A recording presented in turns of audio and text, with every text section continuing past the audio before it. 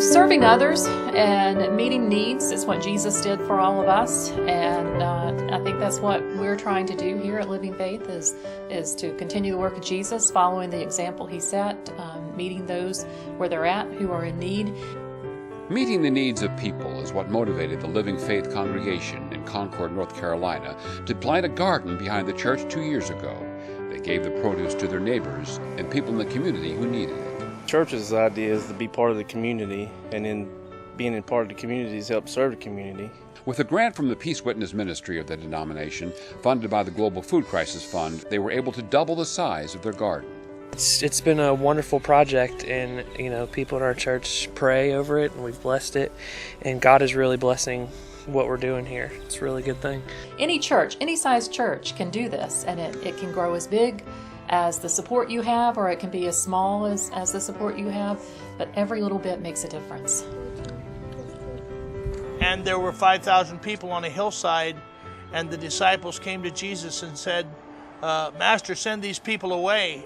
They're gonna get hungry and faint. And he said, you feed them.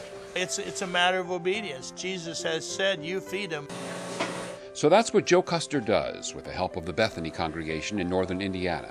He loads up unsold meat from a local grocery store, frozen just as it becomes outdated, and buys it at a huge discount with church donations and delivers it to people in need.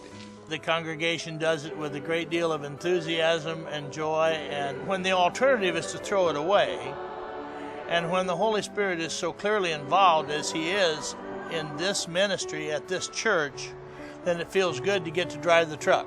It is able to be used in the kitchen where we are serving approximately 80 people a day, and then we have about 400 families that come in per month into the pantry, and so it's feeding a lot of people. It's really something any congregation could do.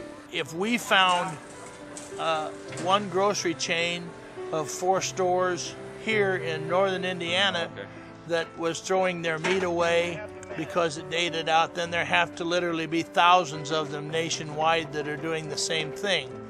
If they're not giving it away, they're throwing it away, and it's something that I would think would be very attractive to people as an outreach ministry. We started the cafe with the equipment, and little by little the community was very welcoming, and there's a presence in the community, which is what we were trying to do. The Gathering Place Cafe on the square in Raresburg, Pennsylvania is run by the Little Sotara congregation as a safe place for people to stop in and share what's on their minds. When people come in and talk with us about their problems, one lady came in one day. She sat at the counter with her 2 young children, and she started crying. And she said, I said, oh, what's the problem? She said, my husband is going to jail today. And we could just talk through that, and she had a place to unload and tell us about her problem. Providing that place to talk is what the cafe was designed to do. As an outreach ministry of the congregation, the 20 or so regular volunteers from the church find they're learning to know not only each other better, but also the community. As a church, we need to get into the community, and the community needs to see who we are. Not too complicated, she says. Not much harder than arranging to pick up meat that would otherwise be thrown away, or turning the church's backyard into a steady stream of produce. It's something any congregation with a healthy vision for serving the community can do.